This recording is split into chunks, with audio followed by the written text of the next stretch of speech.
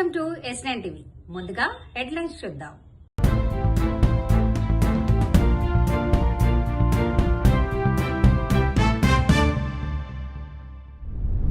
తెలంగాణ జాతిపిత కడియమా, అల్లుడా, బిడ్డనా?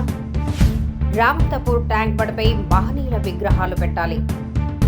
800 రోజులు పూర్తయినా అమలు కాని 6 గ్యారంటీలు. హైదరాబాద్ లో వోల్టా జింబాయ్ విరాట్ కోహ్లీ ప్రారంభం. రైతు బంధు మొన్న ఏమన్నారు? రైతు బంధును 1 జనవరికి కొత్త సంవత్సరం కానుక ఇస్తున్నాం రైతు బంధు అన్నారు. సంక్రాంతి పండుగకి ఇస్తున్నారు రైతు బంధు అన్నారు. ఎలక్షన్లు అయ్యేటప్పుడు ఎలక్షన్ కాగానే 17వ తారీఖే రైతు బంధు కోడ్ ఉన్నది, కోడ్ అయిపోగానే 17వ తారీఖే రైతు బంధు వేస్తామన్నారు. 20 తారీఖు వచ్చింది. కేసీఆర్ గారేమో నాట్లకు రైతు బంధు వేసిండు. ఇప్పుడు నాట్లు అయిపోయా, కలుపు అయిపోయా, బంధు బస్తాలు వేస్తే పొట్టకొచ్చింది. ఇంకెప్పుడు ఇస్తావు రైతు బంధు? ఇంకెప్పుడు ఇస్తావు? ఇప్పటికే 2 రైతు బంధులు ఎగ్గొట్టినావు. 4 రైతు బంధులకు 2 ఎగ్గొట్టినావు, 2 ఇచ్చినావు. ఇప్పుడు 5వది. ఇది కూడా ఇస్తావా? ఎగబెడతావా? ఇంకెప్పుడు ఇస్తావు? ఎందుకు ఆలస్యం? కరోనాలో కూడా కేసీఆర్ గారు రైతు బంధు ఆపలే. నువ్వెందుకు ఆపుతున్నావు? నువ్వు కాంట్రాక్టర్లకు మాత్రం 20,000 కోట్ల బిల్లులు ఇచ్చినావు. ఈ సంవత్సరం 20,000 కోట్లు కమిషన్ల కోసం బడా కాంట్రాక్టర్లకు బిల్లులు ఇచ్చినావు. బడా కాంట్రాక్టర్లకు బిల్లులు ఉంటాయి కానీ మా బక్కచిక్కిన రైతులకు రైతు బంధు వేయడానికి డబ్బులు లేవా నీ దగ్గర? ఎందుకు రైతులంటే చిన్న చూపు? ఎందుకు రైతు బంధు డబ్బులు ఇప్పటిదాకా వేయలేదు? ఫిబ్రవరి 20వ తారీఖు వస్తే కూడా రైతు బంధు రాదా? మొదలేసిన మార్చిలో అయితే ఇక కోతలకే వస్తాయి. మరి పెట్టుబడికి ఇస్తావా, కోతలకి ఇస్తావా?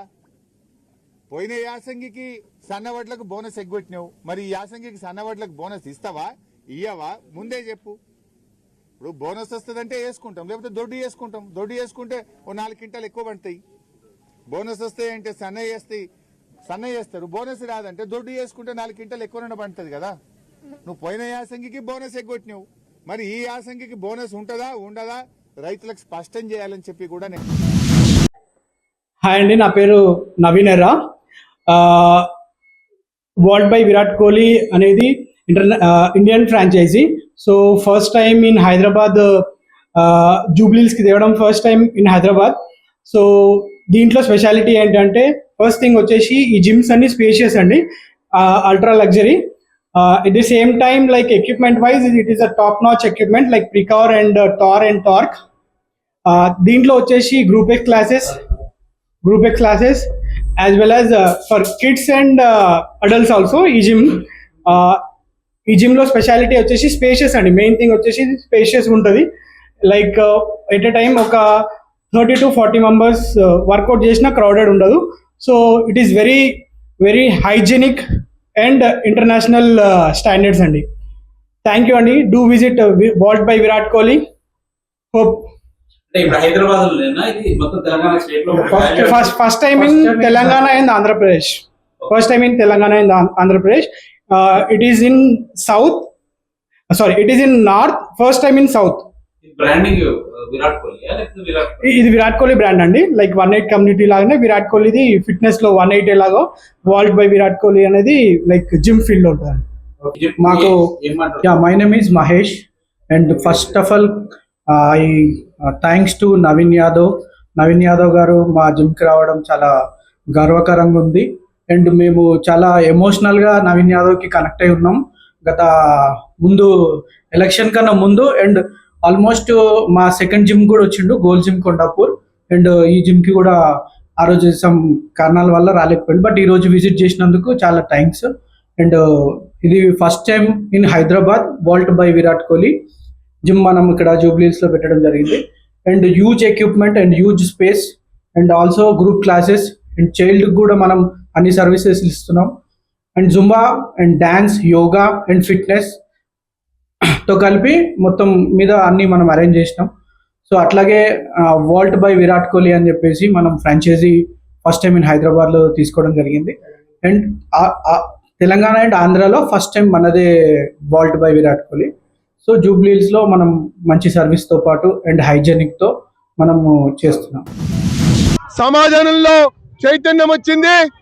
ఈరోజు రామంతపూర్, అప్సిగూడ జాగృతమైనాయి.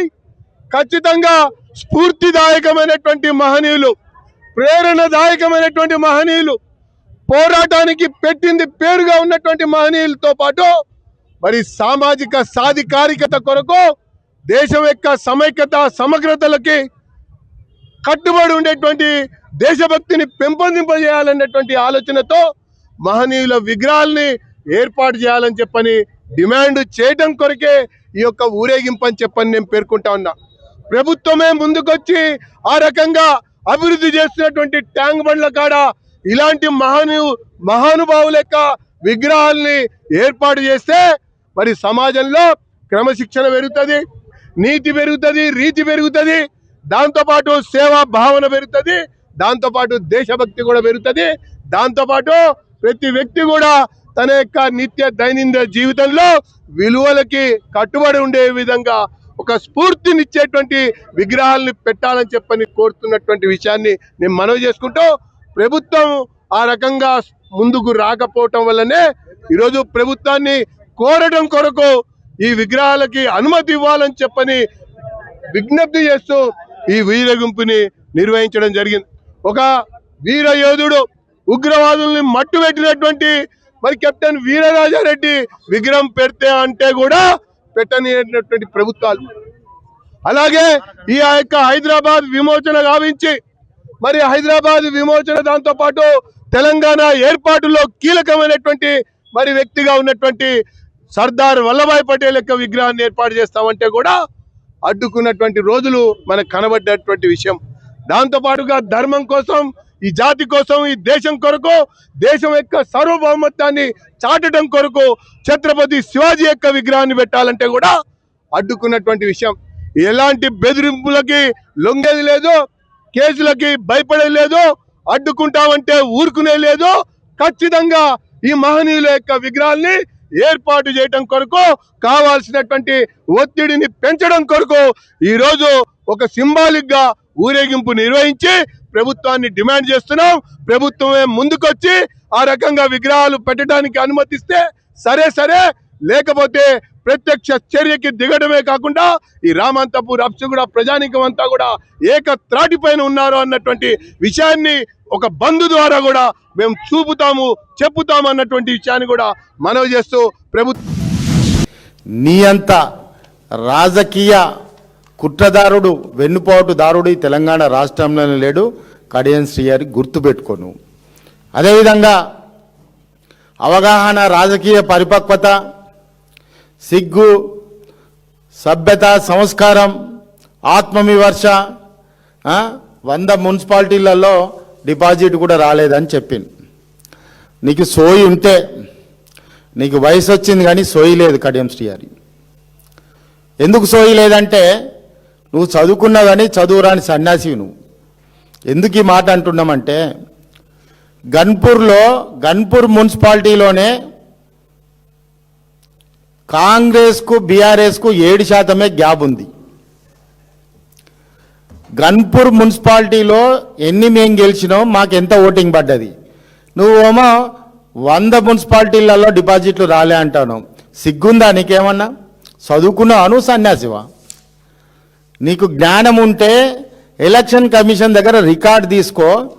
నువ్వు స్థానిక ఎమ్మెల్యేవు, నీ కాన్స్టిట్యున్సీలోనే హెడ్ క్వార్టర్లోనే మున్సిపాలిటీలోనే మాకు 7% గ్యాప్ ఉన్నది, ఒక 2 గ్రామాలు తప్ప. అది నీ శాతగానితనానికి లెఫ్ట్ వాళ్ళతోటి నువ్వు పొత్తు పెట్టుకుంటే అక్కడ కూడా శాతం పెరిగింది, లేకుంటే అక్కడ కూడా నీ శాతం పెరగకపోవు.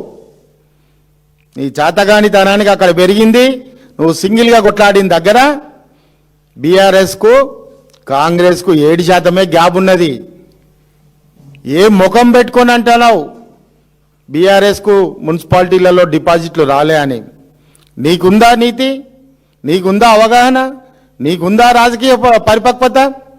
సిగ్గు లేకుండా అంత వయసు పెట్టుకొని ఇజ్జత్ మానం లేకుండా మాట్లాడుతాను కడియం శ్రీహరి. ఇంతటితో వార్తలు సమాప్తం.